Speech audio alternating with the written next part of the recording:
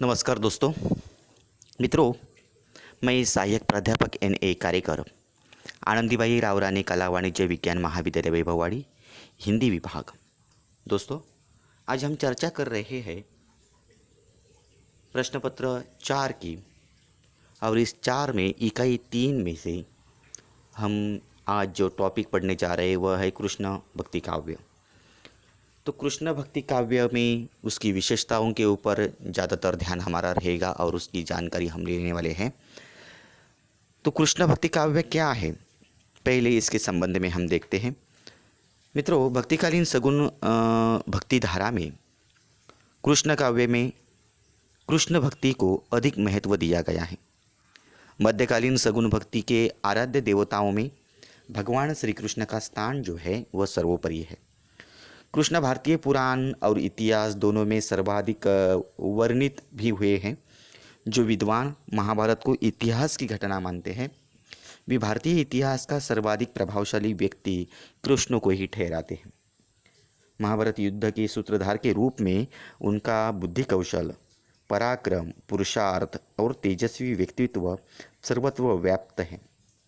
जो विद्वान कृष्ण को केवल अध्यात्म क्षेत्र से संबंध ब्रह्म, परब्रह्म, नारायण, ईश्वर, विष्णु आदि के रूप में स्वीकार करते हैं, वे श्री कृष्ण को पूर्णावतार होने के कारण सर्वोच्च देवता मानते हैं। उनके अनुसार कृष्ण वैदिककालीन देवता है और महाभारत काल तक उनका निरंतर जो विकास है वह होता रहा है, हुआ है। कृष्ण के दैवत रूप का विकास क्रम खोजते समय वैदिक ऋचाओं में कृष्ण के नाम और अस्तित्व का संधान स्वाभाविक है। ऋग्वेद के अष्टम तथा दशम मंडल के कुछ सूक्तों के रचयिता कृष्ण, ऋषि कृष्ण, इसी वेद के प्रथम मंडल की में भी कृष्ण का उल्लेख है।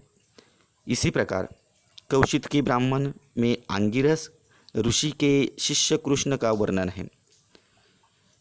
कृष्णोहत दांगिरसो ब्राह्मणानु छंदसीय तृतीयम सवन ददर्श, जिसे देवकी का पुत्र कहा गया है।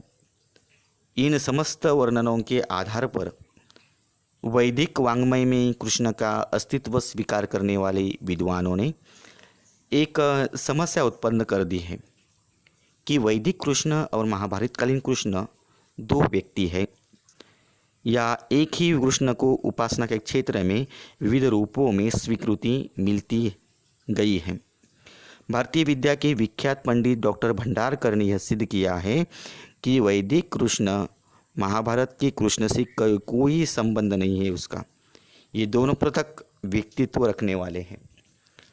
उनका कथन है कि महाभारत के कृष्ण को वैदिक ऋचाओं में वर्णित कृष्ण ऋषि कृष्ण के साथ गुण महात्म्य के कारण जोड़ दिया गया।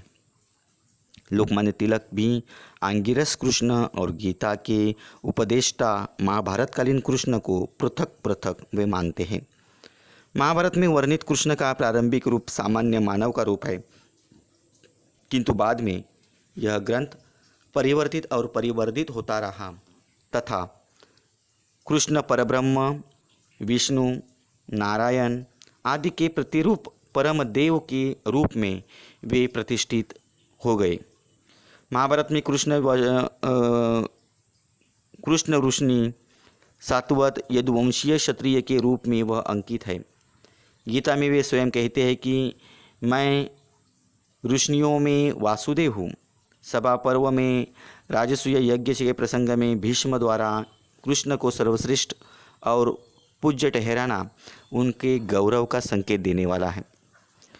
कृष्ण चरित्र का केंद्र बिंदु उनकी धर्म प्राणता माना गया है। युधिष्ठिर धर्मवृक्ष है और उसका मूल है श्री कृष्ण। जो अपने चरित्र की पावनता से धर्म का मूल है, उसे पाश्चात्य विद्वानों ने पाखंडी और धूर्त कहकर अपनी अज्ञानता का परिचय दिया है। वस्तुतः धर्म स्थापना उनके अवतार का प्रमुख और एकमात्र उद्देश्य है। यदि गीता के आधार पर कृष्ण चरित्र का आकलन किया जाए तो उनके दार्शनिक व्यक्तित्व का पूरी तरह उद्घाटन होता है।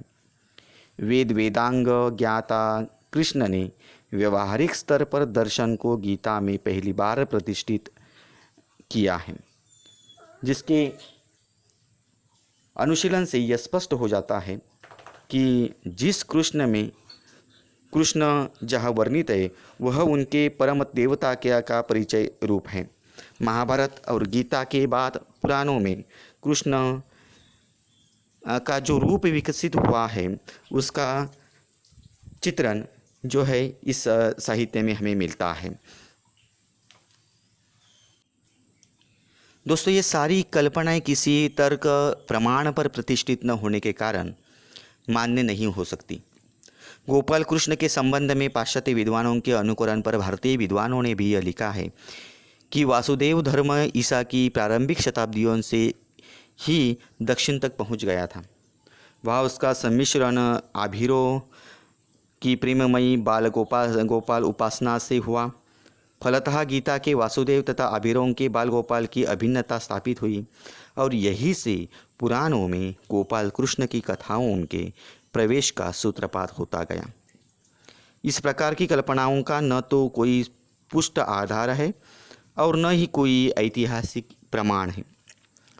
गोपाल कृष्ण की कल्पना के संबंध में पाश्चात्य विद्वानों का ध्यान गया और ग्रियर्सन, केनेडी, वेबर आदि विद्वानों ने कृष्ण की बाल लीलाओं को क्राइस्ट के बाल चरित्र का अनुकरण कहा है। कृष्ण लीलाओं में भक्त के लिए प्रसाद की प्राप्ति परम ध्येय है। उसे पाश्चात्य विद्वान लवफिस्ट कहते हैं। ये समस्त दुरारूढ़ कल्पनाएं गोपाल कृष्ण के स्वरूप संधान में सहायक सिद्ध नहीं हो सकी है। कुछ विद्वानों का ऐसा विचार है कि संभवतः गोपाल कृष्ण मूलतः शूरसेन प्रदेश के सात्वत ऋष्णिवंशी पशुपालक क्षत्रियों के कुलदेव थे। उनकी क्रीड़ा कौतुक की मनोहारी कथाएं उस प्रदेश में प्रचलित थीं। इन मौखिक कथाओं को कालांतर में शिलालेखों और प्रस्तरों में चित्रों के रूप में उत्कीर्ण करा दिया गया। इसके प्रमाण पुरातत्व संग्रहालयों में सुरक्षित मूर्तियों और शिलालेखों में प्राप्त होते हैं। मथुरा के संग्रहालय में कालियदमन के दृश्य के से अंकित एक शिलालेख है जो इस तथ्य का पोषक है। राजस्थान में कई स्थानों पर कृष्ण लीला विषयक शिलालेख, द्वारपट्ट आदि मिले हैं। बंगाल प्रदेश में कुछ मिट्टी की मूर्तियां मिली हैं जिनमें धेनुकासुर वध, यमला अर्जुन उद्धार, मुष्टिक चाणूर से मल्ल युद्ध आदि दिखाए गए हैं।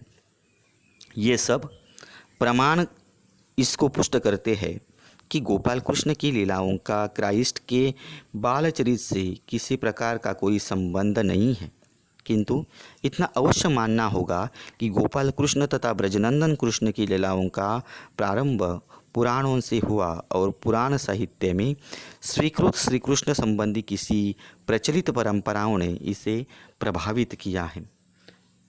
तो महाभारत में कृष्ण के पारिवारिक परिवेश और परिवार कृत्यों का वर्णन यहाँ पर नहीं मिलता। पुराणों ने इस अभाव की पूर्ति अपने कल्पना माध्यम से यहाँ पर की है। कृष्ण का शैशव में विद्याधन, विवाह, संतति आदि सभी प्रसंगों को पुराणकारों ने यहाँ पर प्रस्तुत किया है। यदि पुराण के आधार पर कृष्ण के जीवन पर दृष्टिपात किया जाए तो देखते हैं कि एक कृष्ण ब्रजवासी कृष्ण है और दूसरे जो है वह द्वारकाधीश है। इन दोनों रूपों के मध्य महाभारत के कृष्ण हैं। पुराणों ने न तो महाभारतीय कृष्ण को प्रमुख स्थान दिया है और न द्वारकाधीश कृष्ण का यह विस्तार से वर्णन किया गया है। उनके वर्ण विषय तो ब्रजवासी लीला पारायण कृष्ण ही रहे हैं। पुराणों द्वारा वर्णित कृष्ण के स्वरूप का अनुशीलन करते समय एक बात को ध्यान में रखना विशेष जरूरी है कि कृष्ण की रुक्मिणी, सत्यभामा पटरानियों के साथ 16 सहस्त्र रानियों का वर्णन तथा हरिवंश, ब्रह्मवैवर्त्य आदि पुराणों में राधा का वर्णन भी यही से प्रारंभ होता है। यह आश्चर्य का विषय न है कि राधा को जो महत्व मध्ययुग में प्राप्त हुआ वह श्री कृष्ण विषयक प्रमुख पुराण भागवत में नहीं है।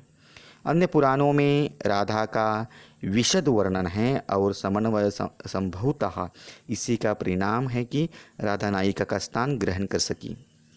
रस पंचध्यायी में गोपियों के साथ कृष्ण की रासलीला का मोहक वर्णन होने पर भी राधा का नामोल्लेख कहीं कोई संकेत नहीं है। फिर भी राधा का नाम शनैः शनैः मध्य युग में कृष्ण की आह्लादिनी शक्ति के रूप में प्रतिष्ठित होता गया और राधा कृष्ण शब्द परब्रह्म की शक्ति का द्योतक बनता गया। दोस्तों, इसी तरह से यह कृष्ण काव्य की प्रस्तावना है।